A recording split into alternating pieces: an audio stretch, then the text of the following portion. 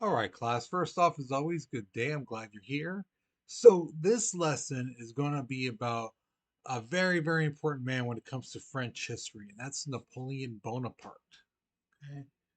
Now, for the objectives today, we're going to analyze the rise of Napoleon. How did this guy go from basically rags to the top guy in France?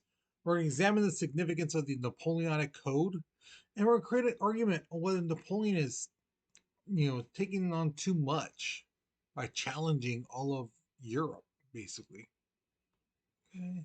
So here is your warm up picture. Now, the question is basically asking you, what do you think this artist is trying to, do with this image? What are they trying to make him look like? What kind of image are they trying to make people think and perceive of him? So, what do you think? All right, so again, look at the background, look at the colors, look at him, the way he's posing and things like that. And how is this artist trying to make him look? How is he trying to, what kind of image is he trying to put across? Okay, so think about it, pause the video, write your response because we're moving on in three, two, one. All right, so here's the thing. Now that the reign of terror is over, Robespierre is killed, a new government is now set up, a constitution is created. Now it comes to the point of, like, okay, well, we need people to vote on things. Well, who do we get to vote? Do we do all men? Do we do, say, only men who are 25 years and older? I mean, how are we going to do this? So they basically said, okay, if to be a qualified voter, you have to either own or rent property. Here's the thing, not everyone owned property, not everyone rented property. So only about 30,000 people actually had the right to vote. Now, this constitution that the French people made up called for an executive branch from a committee of 5 people. So think of it like the president, but instead of just one president, there's 5. And those 5 were known as the directory. Now, the thing is, this is a new government, this is a new thing that they're starting. So a lot of people had hope that, hey, this is going to be great. We killed all those people who were corrupt back in the French Revolution. Things should be getting better now, and it didn't. Right away, these 5 guys basically were corrupt as hell. They they basically decided, looked at their job and said, you know what? How can I make money out of this? How can I profit from this job? And it only lasted 4 years. Okay, and again, very corrupt people. They put the wrong people in power, and this upset the people. Now, they weren't the only people who made money. Some people made a ton of money, a fortune, in fact. So, like people who were friends with the directory people, what they would basically do is like one of the friends, if they had a company saying, my company, we build roads or bridges and stuff like that, they would then tell their buddy, hey, give me a contract. And he's like, okay, here, we'll give your company a contract to build this road. And what they would do was they would charge the government like a high amount of money, saying, oh, it's going to cost you, say, $5 million to make this road. Is it really? No. But they set that price that high, you know. And those guys who were the directory, they didn't care. That money wasn't coming out of their pocket. It was coming from the people, the government. So they didn't care. Also, people who were really, really rich, they made a ton of money as well. Because what they would do is they would loan money to the government and give them a high, high interest rate. You know, most interest rates like, you know, 15, 20%. No, these guys were going like 50, 60, 80%. It was ridiculously high. So the common person in France basically felt that the government was being used by people, you know, who shouldn't be taking advantage of it, and the electors, the people who were elected to run the government and make sure that everyone is taken care of, everyone is basically looked after. No, now those guys are just looking after themselves. So here's the thing: the directory tried to maintain their power because you have to remember, people in power, they like to be in power still, and they'll do whatever it takes to make sure that they maintain and hold on to that power as much as they can. So these guys use the military, and they try to use the military against the people. But one military leader said, no, you're not going to use the military for this purpose, for, for your own gain. And in fact, he turned on the government. That guy, his name was Napoleon Bonaparte. Now, Napoleon was a very, very successful general, and he was very popular to his men. Okay. And in 1799, he was able to topple the Directory, staging a coup d'etat. Now, a coup uh, is basically a quick overthrow of the government using the military. So the military people come in and they basically overthrow the leaders. They get rid of them, then they take control. Um, Believe it or not, this still happens to this day. Maybe not here in our country, but around the world in like third world countries, uh, you'll hear the term a coup. A coup happened in such and such country, because again, they do still happen. There are places where the government leader is, corrupt, or people think that they're weak, or um, for whatever reason, and this military leader, general person, will take the military and take over the government. It's happened before. It'll continue to happen. And you might hear it on movies and TV shows. They say a coup.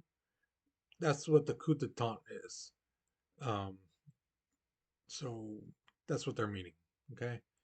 So yes, he seized power, and basically from this moment on, for a bit, it's known as the Age of Napoleon. Now, here's the thing: who's Napoleon? Well, his full name is Napoleon Bonaparte. He was born in 1769. Now, unlike some other generals that he rubbed shoulders with, they were rich. He wasn't. He came from a family that was really, really poor. Um, but the thing is, he was showing promise of being a very talented, smart, and gifted young man. And he could actually fight. Things like that. So he won a scholarship to a very, very famous military school. They basically said, okay, we'll pick up the bill. He can come get his education here. You know, and you don't have to worry about paying us. Now, while he's at school, he's learning. He's really learning about military tactics, what worked in the past, what didn't. So he's looking at people like, you know, um, Julius Caesar, the General Hannibal, during the Punic Wars. He's looking at Genghis Khan, Attila the Hun, what made them successful, what didn't. Saladin and, them during the Crusade, King Richard the First. So he's looking at these guys in the past and said, okay, what did they do well? What didn't they do? Things like that. How should you fight in desert land, mountain land, forest area? So he's really learning.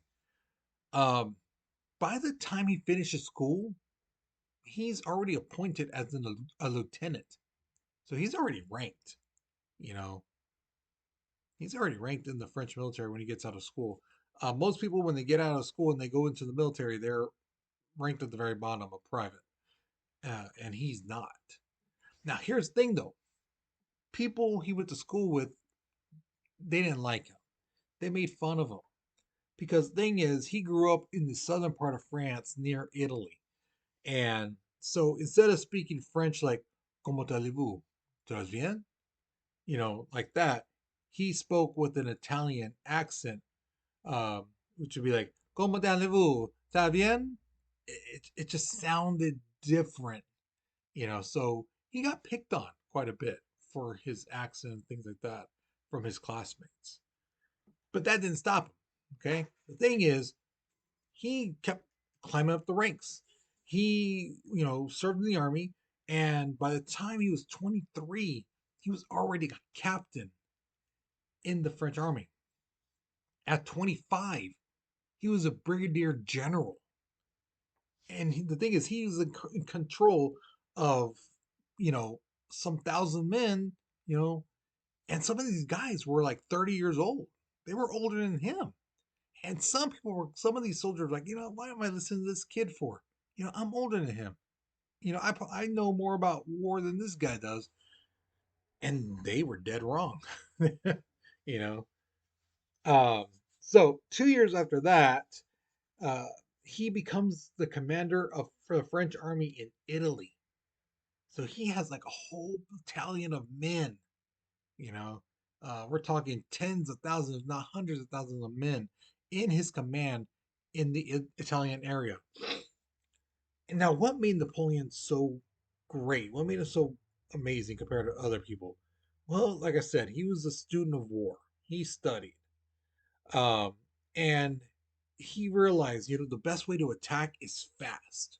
You don't wait for your enemy to come to you. You don't this and that. No, no, no. You attack them. You get them before they know. So surprise attacks, you know, catching them off guard. That's a big advantage too. And when things didn't go to plan, he didn't like freak out and go, "Oh my God, what am I gonna do? What am I gonna do?" No, he was very decisive and said, "You know what? This is what we're gonna do. This, let's say the left flank area is being bombarded. Okay, we're gonna do this, and move these guys here. Do this." You know, he had he had a plan for everything. It's like in chess, you think at least two moves ahead. That was Napoleon when it came to war. Now, like I said at the beginning, when he was like a brigadier general and he was, again like 25, some of those soldiers didn't like him. But as time went on, and they started listening to him, really listening to him when he told them, do this, do that, trust me, this is going to work. And they did it. And guess what? It worked. They won battle after battle after battle after battle. And so these guys were like, man, this guy, he's good. He knows what he's talking about. So they would listen to him from then on. So he said to do something they knew. Okay, this is how we're going to win the battle. So that's why they loved him.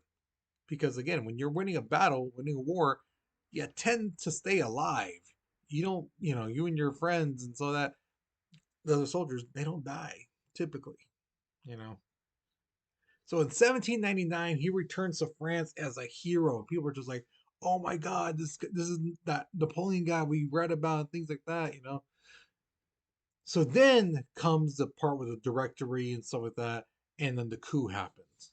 So Napoleon set up a new government of a consulate, and basically he's the top guy. He's the consul, and this gave him absolute power. Okay, so he appointed officials. He basically said like, "Hey, this guy Tim, he's really smart when it comes to money.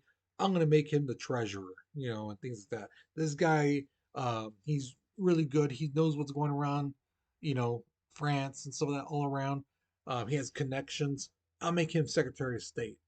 You know, so he appointed people to office positions they would be good in. He, of course, controlled the army, so if they were going off to battle, he would go.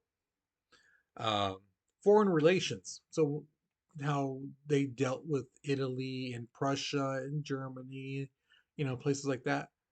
He was in control of that, and he influenced legislation. So he didn't make laws, but he did say like tell people, you know what, we should really have a law that says this and this and that. And those lawmaker people will be like, yeah, we really should. So he didn't force them.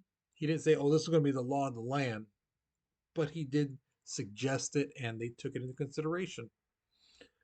So, 1802, Napoleon is appointed consul for life. So, now until the day he dies, he's going to be consul, the top guy of the government. So, 2 years later, he's basically like, you know what? Since I'm doing this job for the rest of my life, maybe I should get a better title. So he crowns himself Emperor of France and gives himself a new name, Napoleon the First. Now, Napoleon did some things as emperor that were pretty interesting and pretty, beneficial to France. So one of the first things he did was he made peace with the Catholic Church. He came to an agreement with the Pope, and in which he and the Pope basically said that if the Catholic Church is recognized as the official church of France, then the church won't go after the land that they lost during the French Revolution. Each side said okay to that agreement, and there you go. Now, the French religion is the official religion of France. Does that mean that that's the only religion? No, and we're going to get to that in a second. Another thing was there was almost like 300 different legal systems around France during the French Revolution and some of that, and even afterwards. So in one area, one place, it was illegal to do something like, you know, play, I don't know, soccer on Sundays. Where if you go to another town next right down the road, it was legal. You know, there were so many different laws, and it was hard to keep track of it all and some of that. So he changed it so there were 7 codes. Okay, but the most important one was the Civil Code, or what is known as the Napoleonic Code.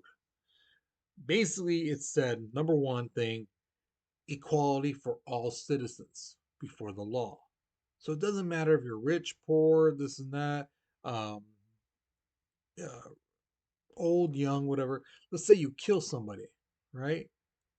Somebody who's rich and powerful and this that. If they kill somebody, both of you guys should get the same um, time in jail. It shouldn't be like, oh well, this guy's rich, so we'll reduce his sentence, and this guy's poor. No, we're gonna keep him there, for the rest of his life. No, murder is murder. Both people, rich and poor, found guilty, so you're going to jail. Another cool thing that I liked was that he basically allowed people to choose what job they wanted. Because you have to remember, at this time, if your dad was a shoemaker, he taught you how to make shoes, and then you became a shoemaker. Same thing if your dad was a baker and things like that. Now, I'm speaking to the males, the guys, to that. Girls, here's the thing, y'all really didn't have jobs. Um, Girls' primary job was to take care of the household, you know, have children and, have dinner prepared, things like that, maintain the house. That was basically it. Now, did some women have jobs? Absolutely. Some did, you know, but they would have jobs like being a seamstress, you know, making socks and scarves and clothes and things like that. And if that was the case, then you, as a young lady, would do that job as well. Okay. But now Napoleon's like, no, no, no. Whatever job you want to do, you do it. You choose your own destiny. Now, another one is all religions were tolerated. And yes, like I said earlier, the Catholic Church was the official church, but it wasn't the only church.